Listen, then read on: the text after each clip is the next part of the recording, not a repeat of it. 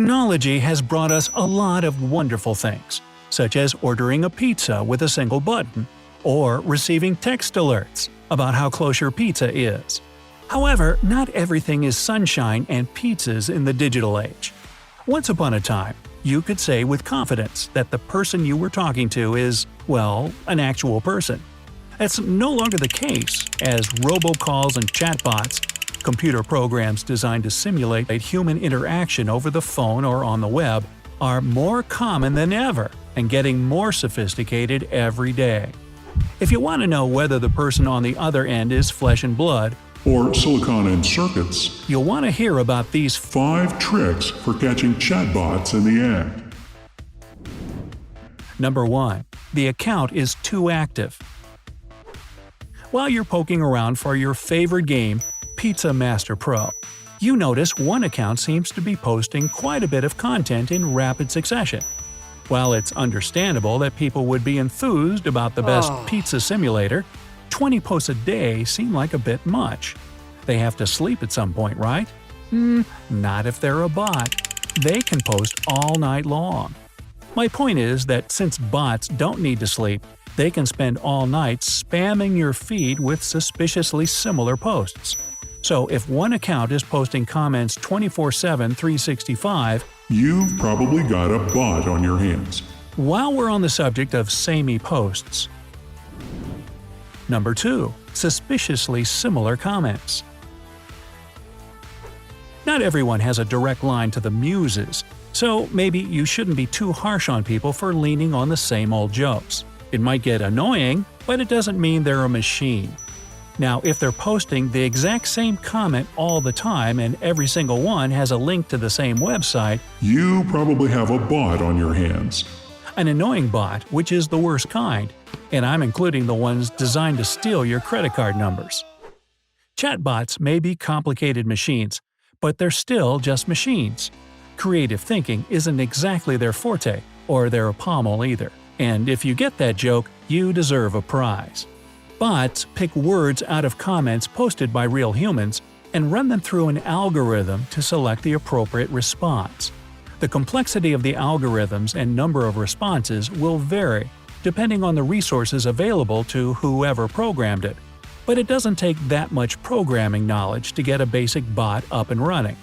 This is easier to pull off in a text-based medium like Facebook, Reddit, or YouTube's comment section, but it can work over the phone too. The weakness here is that there are only so many responses the programmer can plan for, so a similar question or statement will usually result in an identical response. This means that if you're ever not sure what you're dealing with, you can try asking them a series of very similar questions. If they respond with the same thing over and over again and don't notice you're asking slight variations on the same question, then you've got a bot in your chat. Number 3. They have trouble answering simple questions. Chatbots are pretty good at pulling trivia out of thin air.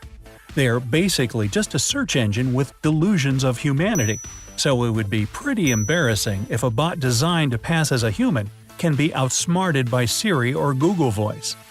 Conversations are more than just listing facts and answering yes or no questions. They require a little bit of common sense, a field that computers don't exactly excel at.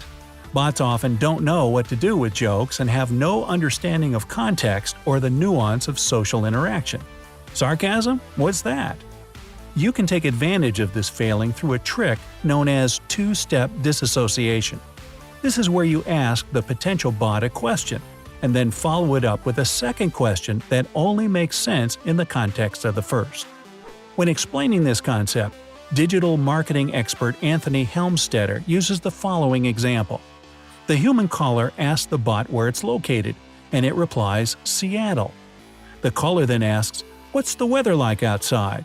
And the machine replies, "Can you please rephrase the question?" A human would understand that the caller was asking what the weather was like in Seattle, but the bot just can't connect those dots. If your customer service rep can't make a simple connection like that, it probably isn't a real person on the other end. On the subject of things that aren't real people, why doesn't Google's voice have a name? Amazon, Apple, and Microsoft all name their digital assistants, so why not Google?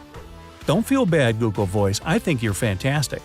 What about you, Brightsider? Tell me in the comments if you prefer Siri, Alexa, Google, or Cortana when you need to look something up, but don't want to get your hands dirty on that filthy keyboard. Number 4. Sparse profiles. Do you remember the first time you logged into Facebook? They wanted you to set a profile picture, a background picture, enter a birthday, job, school, hometown, relationship status, and plenty of other things. While not everyone fills out every single field, most people will at least cover the basics, just enough for people to get an idea of who you are beyond the pictures of cats, eggs, and cats in egg cartons. That's a real thing, by the way. Since humans are big on oversharing, you can probably guess that bots aren't that into it. Most websites that allow users to leave public comments require them to register an account. Not every site expects a full bio, and not every person is willing to give it. But if the account is nothing more than a name and placeholder profile pic, then you might have a bot on your hands. well, this might not be conclusive evidence. It's a pretty big red flag. If you notice a whole bunch of these barren accounts, that's a much bigger red flag. In that case, You don't just have one bot, you have an infestation. you see, the automatic responses bots give out tend to be chock full of keywords. Those keywords attract other bots, whose responses attract more bots. This can lead to a feedback loop of automatic responses to automatic responses. Even when things don't escalate that far, bots still love to follow each other around. Particularly nefarious programmers will go as far as creating bots specifically to upvote the comments of their other bots. So, if you ever see a bunch of incomplete accounts with obviously randomly generated names or tagging each other's tweets, You've got yourself a flock of bots. Number 5. Clumsy attempts to steer the conversation. People just don't go around programming bots for the sake of it. They serve a purpose. Some are ads, some are scams, and some are there because even trolls need to get their beauty sleep. As a result, bots have something of a one-track mind and will continuously try to twist the conversation around to whatever their programmer wants it to be. This can overlap with its inability to read the room when they try to warp the discourse in nonsensical ways. What does laser hair removal have to do with the game review you just read?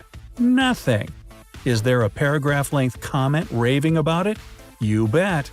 Users and moderators have gotten pretty good at spotting the clumsier attempts, but more sophisticated bots can slip under the radar as long as no one looks too closely.